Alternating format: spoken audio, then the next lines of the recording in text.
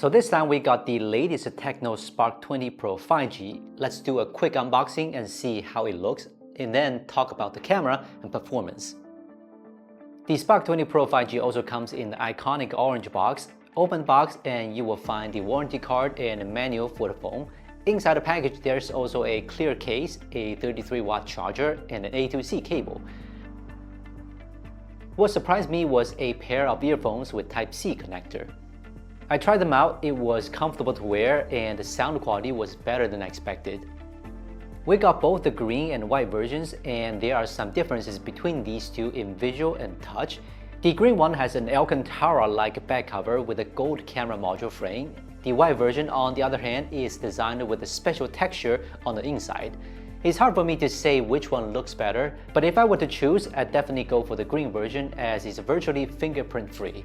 If you take a closer look at the phone, you will notice that the frame almost completely wraps around the phone, and I think that's the best looking angle of the phone. The design of the camera module has become more rounded, and if you look closely, you can see that there's a textured ring around it. Compared to its predecessor, this 5G version is clearly more design-oriented. Of course, just like the frame, the glossy trim around the camera is also made of plastic. Going back to the front of the phone, it uses FHD Plus LCD screen with 120Hz support, which is a nice display.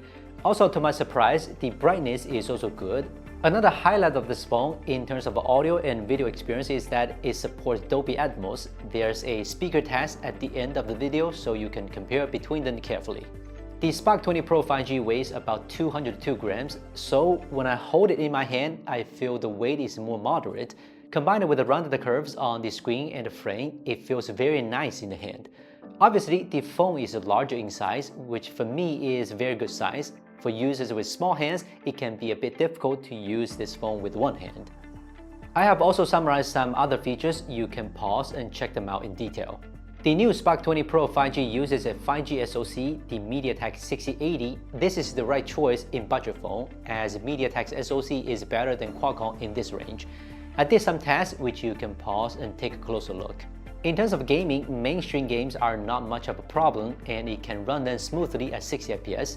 For some graphically demanding games such as Genshin Impact, you can also get good frame rates after lowering the graphic settings.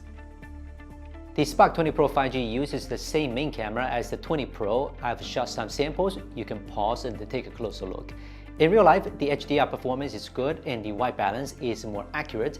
You can take a very clear and sharp photos.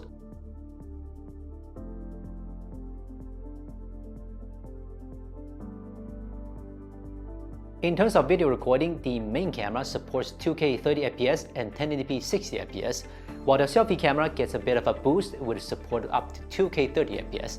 I also took some samples with the selfie camera here. This phone also uses a 5000 mAh battery. It can last for about 9 to 10 hours. The phone supports 33-watt charging and it can take up to 75 minutes to fully charge the battery. This performance is certainly quite enough for daily use. So this is the quick review of Spark 20 Pro 5G. Hope you like it. This is Will from Gizmochina. See you next time.